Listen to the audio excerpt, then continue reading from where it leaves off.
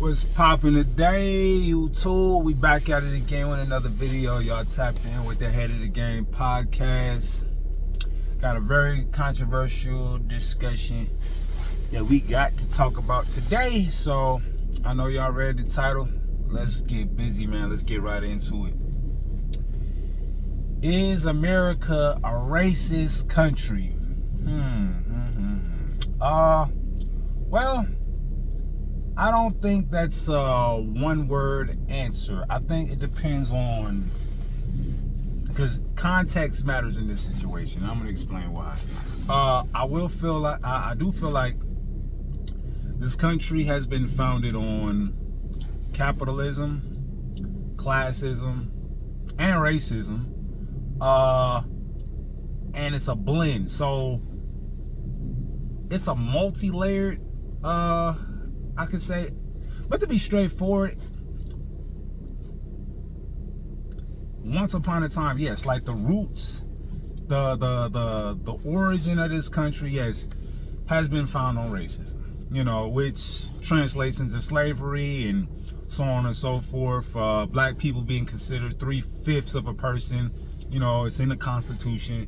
And even though I feel like a lot of these strongholds has been eradicated, it's still somewhat of the nature of how things were perceived generational wise. Still, I still feel like that's in the system today. It's just a lot of different window dressing, lots of different spin masters, spinning terms and stuff like that.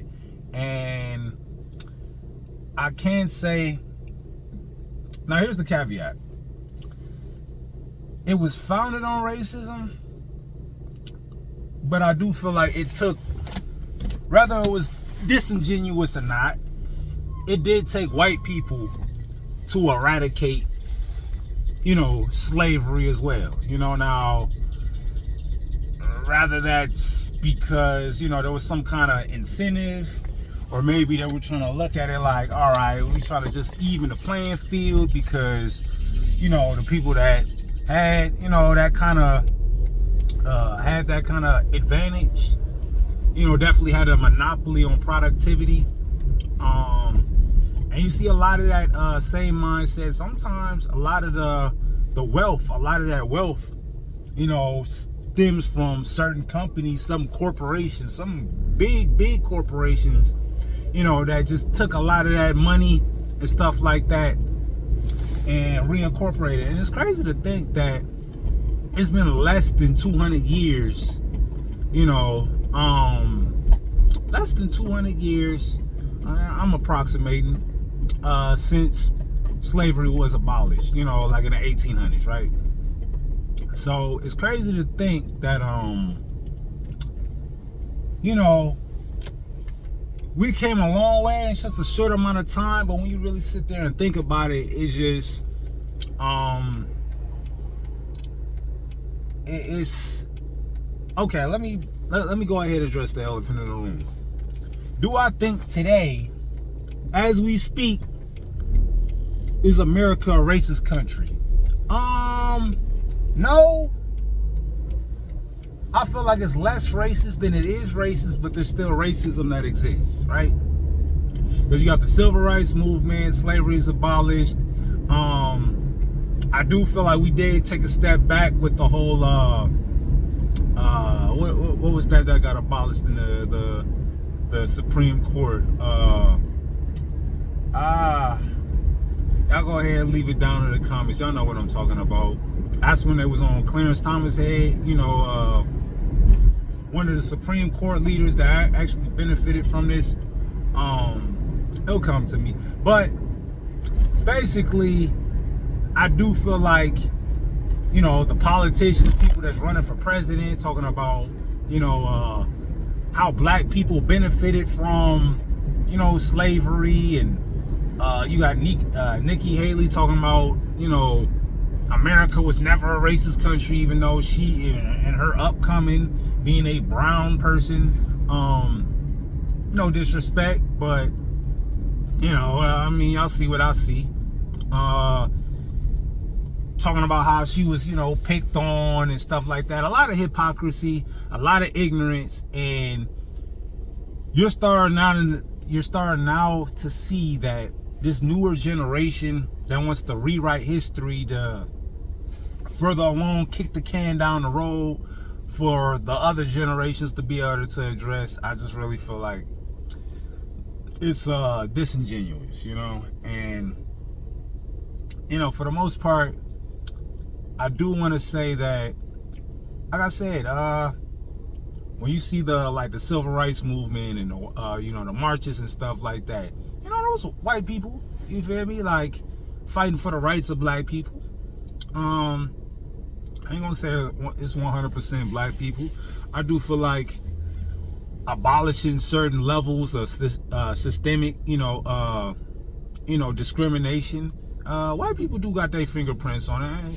It definitely took black people to build up the strength and, take some of our greatest and smartest and our most educated leaders to be able to be in the forefront for the change. So we definitely deserve that amount of credit in that regard. But I don't know. I just really look at it like,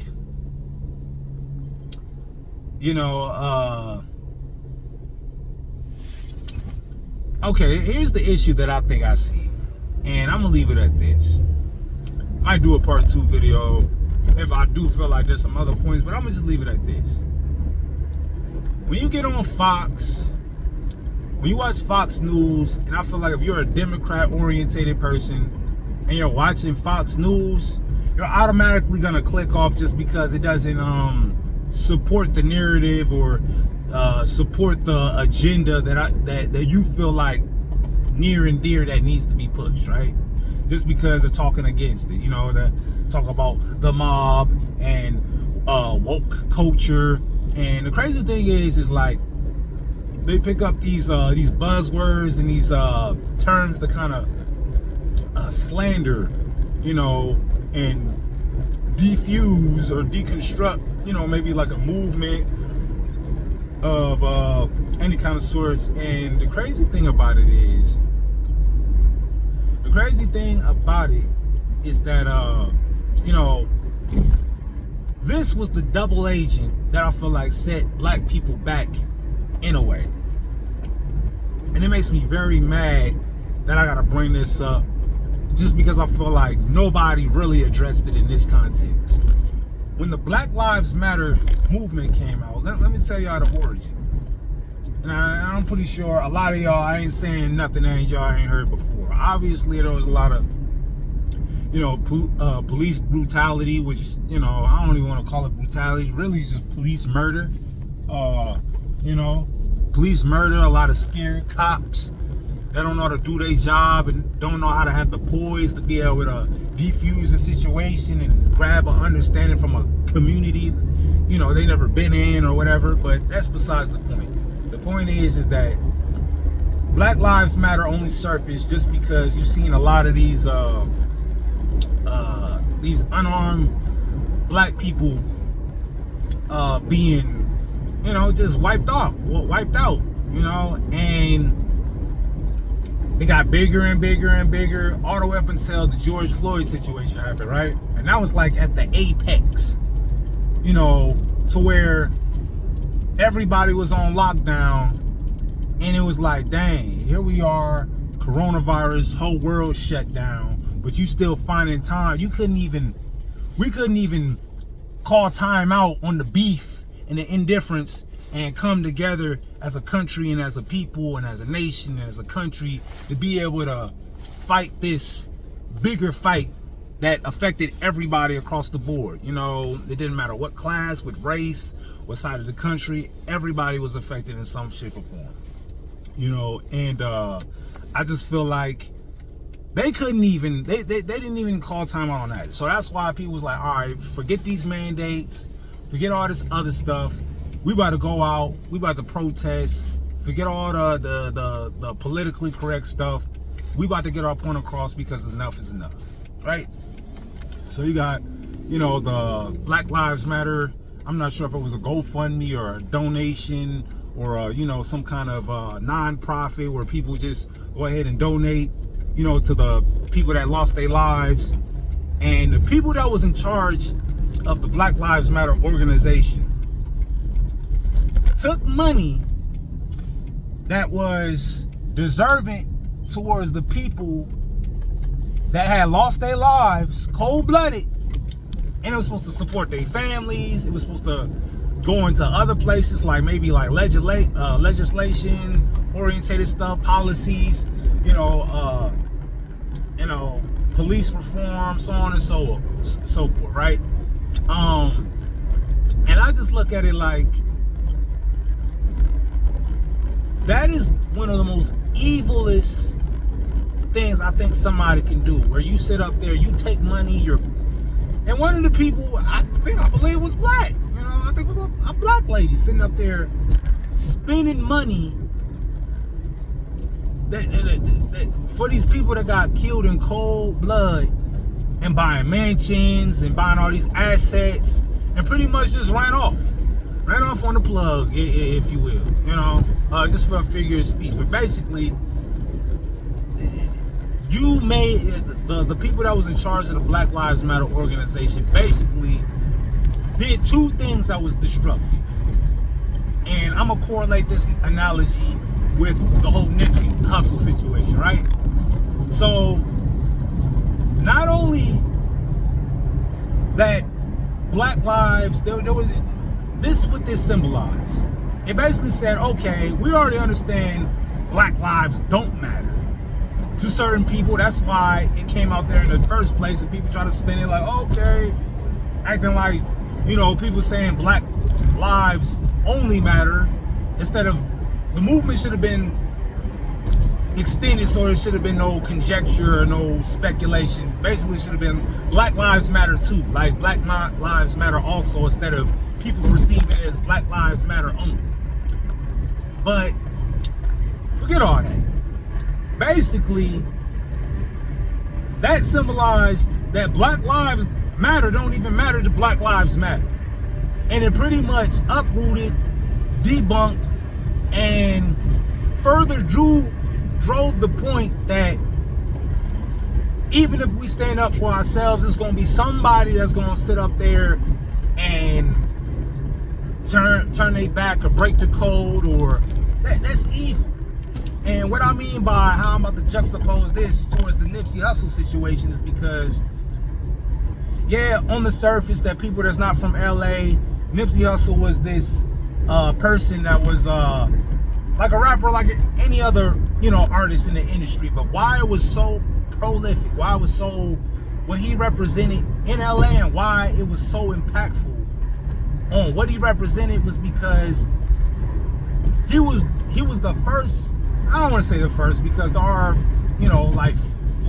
people that are philanthropists that are from the streets of LA, like Ice Cube, and lots of different other people that give back. But Nipsey Hussle was doing it in his prime, and he represented, just ownership and black empowerment, and it felt like, his own, understanding whose side that everybody is on.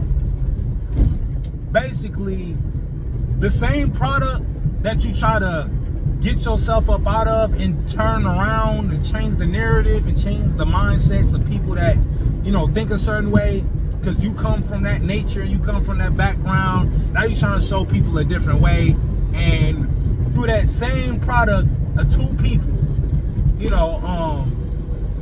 two people, same upbringing, different sides of the fence, and it's just unfortunate. So now it just deters whoever that's in the hood, because the whole speculation or the whole narrative is like, okay, you get some money, you move out the hood, you get out of danger. Nipsey Hussle wasn't doing that. He was saying, I'm staying in the hood, and not only am I staying in the hood, but I'm gonna make the hood not the hood, because I'm buying up everything, right? That was powerful, and I just say all that to say is that,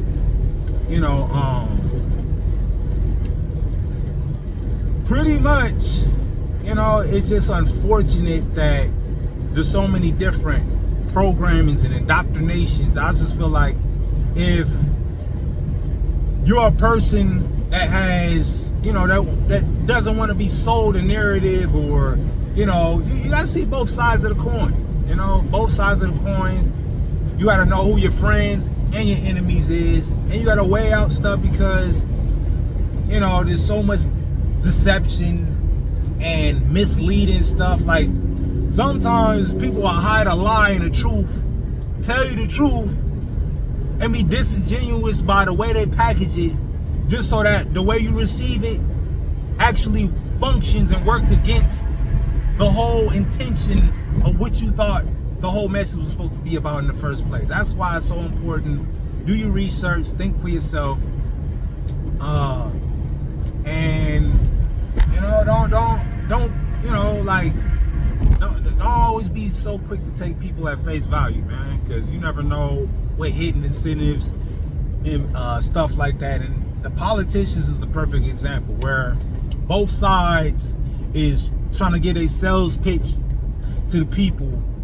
But in my personal opinion, I do feel like that upper class of people understand that this country is heading in a direction basically past the point of no return, and they just trying to set themselves in position as far as their own little narrative, and it just depends on whose side you're on. But either way, it's gonna be the same outcome. So that's all I gotta pretty much say about it, man. I wish I knew what I was bringing up before, as far as like the Supreme Court. I think it's called darn it, what is it called? It's called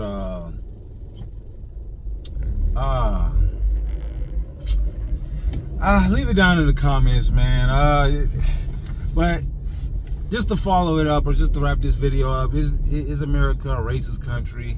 I feel like it's less racist. I feel like things are more acceptable than it ever has been before, even though we got a long way.